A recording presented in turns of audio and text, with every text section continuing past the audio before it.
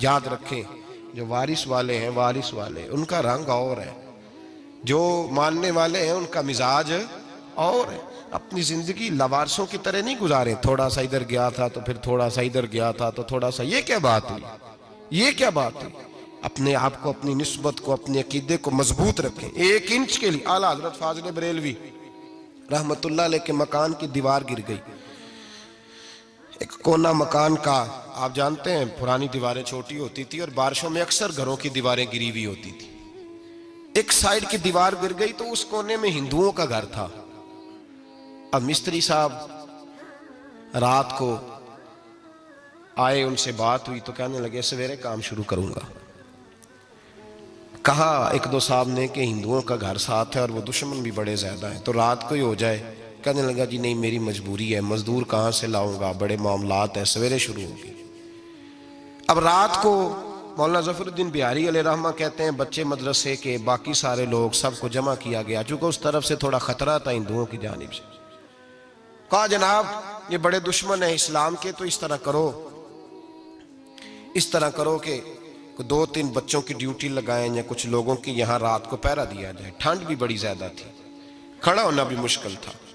اعلیٰ حضرت رحمت اللہ علیہ عشاء کی نماز کے بعد جلدی حجرہ خاص میں تشریف لے جاتے تھے۔ اس رات جب دیکھا نا باہر شور ہو رہا ہے تو اسی طرح سر پہ ایک رومال لپیٹا تو باہر آ گئے۔ کہنے لگے کیا شور ہے؟ کہ حضور سردی ذرا زیادہ ہے تو یہاں کسی کی ڈیوٹی لگانی ہے پہرے کی۔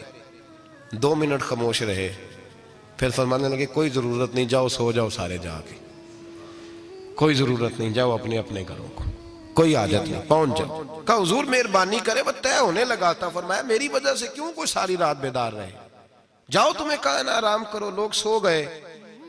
صبح فجر کی نماز پڑھ کے اعلیٰ حضرت رحمت اللہ تعالیٰ علیہ جب سیڑھیاں اتر رہے تھے رضا مسجد کی، تو وہ جس ہندو کی جانب سے زیادہ خطرہ تھا وہ سیڑھیوں پہ بیٹھا تھا، مسجد کی سیڑھیوں پہ۔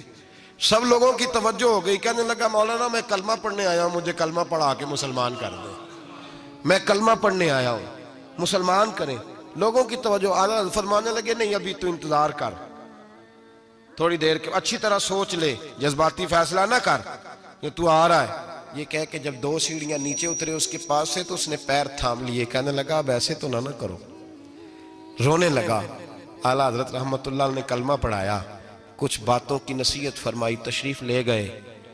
گھیرنے والے گھیر کے بیٹھ گئے، کہنے لگے ہمیں بھی بتا بدلا کیسے ہے۔ کہنے لگا دیوار گر گئی، آدھی رات کے وقت، آدھی رات تک انتظار کرتا رہا، پہرے دار کوئی نہیں، تو 2 تلواریں لے کر جب میں ان کے مکان کی جانب بڑھا، میں نے کہا آج گردن کاٹوں گا اور کاٹ کر کے نکلوں گا۔ کہتا ہے جب میں قریب آیا تو 2 شیر کھڑے تھے، اوپر سے پلٹ کے آیا تو پھر کھڑے تھے، ادھر سے پلٹ کے آیا تو پھر کھڑے تھے۔ فرماتے ہیں میں 2 گھنٹے کے بعد آیا تو پھر پلٹ کے کھڑے تھے، میں پھر 1 گھنٹے کے بعد آیا، سحری کا وقت ہو گیا تو پھر پلٹ کے کھڑے تھے، اب میں ڈر کے بھاگا۔ کہتے ہیں فاضل بریلوی نے اپنی کھڑکی سے منہ باہر نکالا، کہنے لگے اور کتنا تجربہ کرے گا، مجھے تو لاوارث سمجھتا ہے، لاوارث ہوں میں، اور کتنا تجربہ کرے گا، بس کر مان جا۔ میں نے کہا حضور یہ کون ہے، مجھے بتائیے تو صحیح یہ کون ہے۔